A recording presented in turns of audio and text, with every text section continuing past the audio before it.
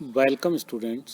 मैं डॉक्टर सुनील कुमार गर्ग, सह आचार्य लेखा एवं व्यावसायिक सांख्यिकी विभाग, बीवीडी राजकीय महाविद्यालय चमनपुरा शाहपुरा जयपुर, आज आपके समक्ष एमकॉम फाइनल एवीएसटी के विषय संक्रिया विज्ञान के एक अध्याय निर्णयन सिद्धांत के अंतर्गत अनिश्चितता की स्थिति में विभिन्न कसौटियों की सहायता से किस प्रकार निर्णयन किया जाता है, इसकी चर्चा एक न्यूमेरिकल उदाहरण के साथ करूंगा।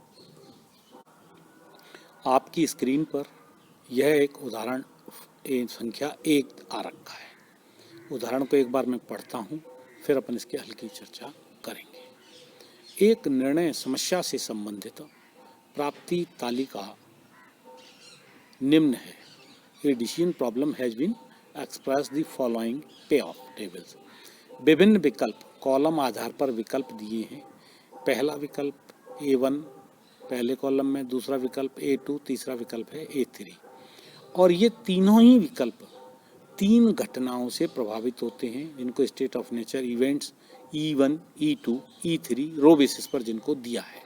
अब जैसा मैंने आपको पूर्व में बताया था कि पे ऑफ प्राप्ति, तो एक किसी भी जो प्राप्ति है वह प्रत्येक विकल्प और विभिन्न उससे संबंधित घटना के संयोग पर निर्भर करती है। तो ये जो आपकी प्राप्ति पे ऑफ टेबल दे रखी है कि भाई विभिन्न विकल्प और विभिन्न घटनाओं के संयोगों के आधार पर उसकी प्राप्ति तालिका की वैल्यू दे रखी है। A1 E1 यानी पहले विकल्प का आगे चुनाव करता है, तो E1 घटना अगर प्रभावित होती है तो 1900, E2 की स्थिति में 1640, E3 की स्थिति में 1420 रुपये। इस तरीके से आपको पे ऑफ टेबल दे रखी है।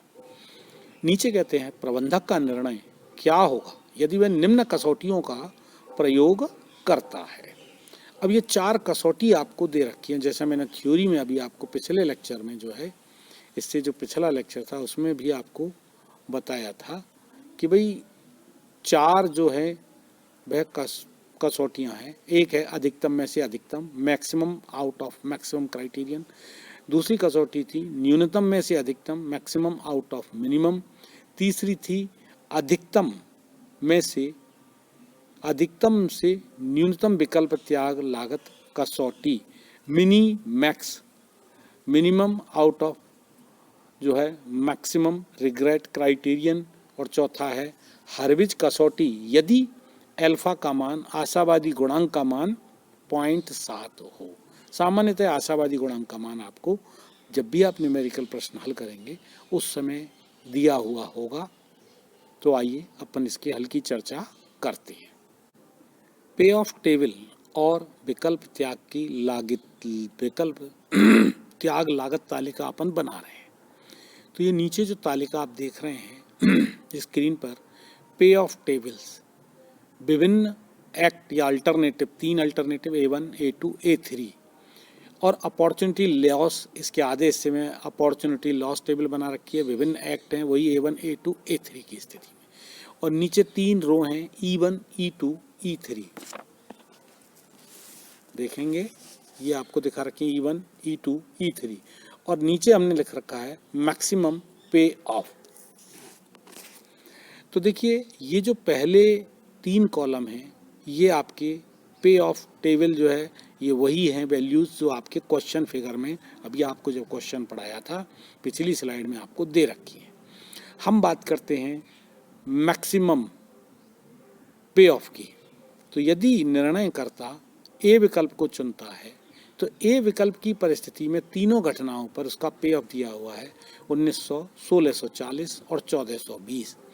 तो ए विकल्प में अधिकतम पे ऑफ जो है E1 की केस में 1900 रुपये, लिहाजा मैक्सिमम पे ऑफ हमने नीचे लिखा 1900। यही अगली रो में जब इस क्वेश्चन को आगे हम प्रोसीड करेंगे तो वहाँ वैल्यूज आएंगी, तो मैं यहीं आपको बताना चाहूँगा। हम दूसरा विधि हमारी मैक्सिमम आउट ऑफ मिनिमम। तो मैक्सिमम पे ऑफ तो 19 है ए विकल्प का, लेकिन इसी कंडीशन में मिनिमम 1420 रुपये E3 इवेंट के अंतर्गत है। तो लिहाजा जब मिनिमम पे ऑफ निकालेंगे तो वहाँ पर हम E3 के अंतर्गत वाला 1420 रुपये लिखेंगे। दूसरा है आपका सेकंड अल्टरनेटिव है, उसमें 1860, 1620, 1440 तो यहाँ जो आपका मैक्सिमम पे ऑफ है यहाँ 1860 रुपये है, और मिनिमम पे ऑफ जब आप देखेंगे इसका तो वह आएगा 1440 रुपये। तीसरे अल्टरनेट के अंतर्गत 1820, 1660 और 1740, लिहाजा मैक्सिमम पे ऑफ तीसरे विकल्प को यदि चुनता है तो 1820 रुपये आएगा, लेकिन तीसरे विकल्प की स्थिति में मिनिमम पे ऑफ 1660 रुपये होगा। तो खैर फिलहाल अभी हमने निकाला मैक्सिमम पे ऑफ, तो तीनों विकल्पों का मैक्सिमम पे ऑफ आया 1900, 1860 और 1820। अब हम बात करते हैं अपॉर्चुनिटी लॉस टेबल की। पहली इवेंट के अंतर्गत E1 के अंतर्गत तीनों विकल्पों का पे ऑफ है 1900, 1860 और 1820। यदि निर्णयनकर्ता यदि मैक्सिमम पे ऑफ 1900 रुपये वाले विकल्प A1 को छोड़ करके यदि A2 को चुनता है तो A1 को चुनता है, तब तो उसका पे ऑफ होगा, अपॉर्चुनिटी लॉस होगी 0। यदि वह A2 को चुनता है तो अपॉर्चुनिटी लॉस होगा उसका 40 रुपये, 1900 माइनस 1860। और यदि वह A3 का चुनाव करता है तो 1900 माइनस 1820 बराबर 80 रुपये होगा। इसी तरीके से दूसरी इवेंट के अंतर्गत हम अपॉर्चुनिटी लॉस निकाल रहे हैं। दूसरी रो E2 में E2 के विभिन्न विकल्पों की प्राप्ति 1640, 1620, 1660 है। तो लिहाजा मैक्सिमम जो पे ऑफ है वह तीसरे विकल्प की है 1660, और उसको छोड़ करके यदि निर्णयकर्ता पहले विकल्प को चुनता है 1660 की 1640 वाले विकल्प का चुनाव करे तो 20 रुपये का लॉस होगा। 1660 की जगह दूसरे विकल्प का 1620 वाले का चुनाव करे तो उसको 40 रुपये का लॉस होगा, और 1660 की 1660 वाले का ही चुनाव करेगा तो 0 रुपये का उसको लॉस होगा। अब हम बात करें तीसरी इवेंट के अंतर्गत। तीसरी परिस्थिति घटना में तीनों विकल्पों की पे ऑफ है, मैक्सिमम पे ऑफ है 1740। अब 1740 वाले विकल्प को छोड़ करके यदि निर्णय करता पहले विकल्प A1 का चुनाव करता है तीसरी इवेंट में 320 का लॉस होगा। 1740 माइनस 1440 का चुनाव करे 300 रुपये का लॉस होगा, और 1740 का चुनाव करे तो उसको 0 लॉस होगा। दूसरी रो में आपको दिखा रखा है मिनिमम पे ऑफ। मिनिमम पे ऑफ मैंने उसी जगह बताया था कि एक विकल्प की विभिन्न घटनाओं के अंतर्गत मैक्सिमम प्राप्ति को लिखेंगे तो मैक्सिमम पे ऑफ हो जाएगा, और न्यूनतम प्राप्ति को लिखेंगे तो मिनिमम पे ऑफ हो जाएगा। तो ये मिनिमम पे ऑफ की वैल्यूज़ वही हैं 1420, 1440, 1660। और मैक्सिमम रिग्रेट, अब आपके प्रत्येक विकल्प जो है उस विकल्प की विभिन्न घटनाओं के अंतर्गत अपॉर्चुनिटी लॉस थी। तो अपॉर्चुनिटी लॉस पहले विकल्प की थी 0, 20, 320 तो मैक्सिमम 320। दूसरे विकल्प में थी 40, 40, 300 तो वो आपका 300 होगा, और तीसरे विकल्प में थी 80, 0, 0 तो 80 मैक्सिमम रिग्रेट हो जाएगा, अधिकतम अपॉर्चुनिटी लॉस हो जाएगी। अब हम निर्णय की बात करें तो यदि पहला विकल्प का चुनाव करता है तो पहले विकल्प में मैक्सिमम जो पे ऑफ थी पहले विकल्प की 1900, दूसरे अल्टरनेट में 1860, तीसरे में 1820 तो लिहाजा 1900, 1860, 1820 में अधिकतम जो प्राप्ति है वह 1900 रुपये मैक्सिमम आउट ऑफ मैक्सिमम कसौटी के अंतर्गत। तो निर्णयकर्ता A1 विकल्प का चुनाव करेगा। मैक्सिमम मिनिमम मिनी क्राइटेरिया के अंतर्गत निर्णयकर्ता प्रत्येक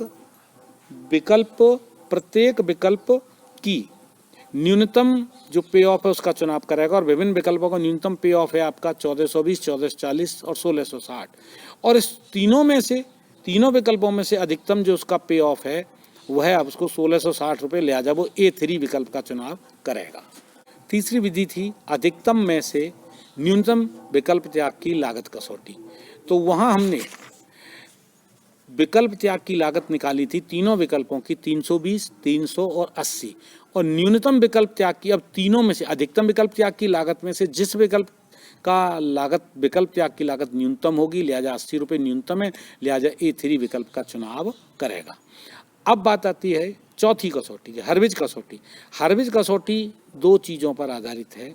एक तो प्रत्येक विकल्प की अधिकतम प्राप्ति, तो A1, A2, A3 ये तीनों विकल्प हैं, और इनकी अधिकतम प्राप्ति ये दे रखी है 1900, 1860, 1820।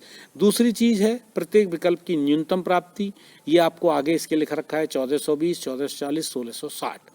अब प्रश्न आता है कि हार्विज कसौटी की वैल्यू क्या। तो हार्विज वैल्यू एच की वैल्यू निकालने के लिए अधिकतम प्राप्ति को हार्विज गुणांक क्वेश्चन में दिया हुआ है आपको 0.7, उससे गुणा करेंगे और 1 में से 0.7 घटाएंगे तो न्यूनतम प्राप्ति को 0.3 से गुणा करेंगे और फिर जैसे 1900 गुणा 0.7 प्लस 1420 गुणा 0.3 और इसका योग कर लेंगे। तो इस तरीके से तीनों विकल्पों की हार्विज वैल्यू का मान आया 1756, 1734 और 1772।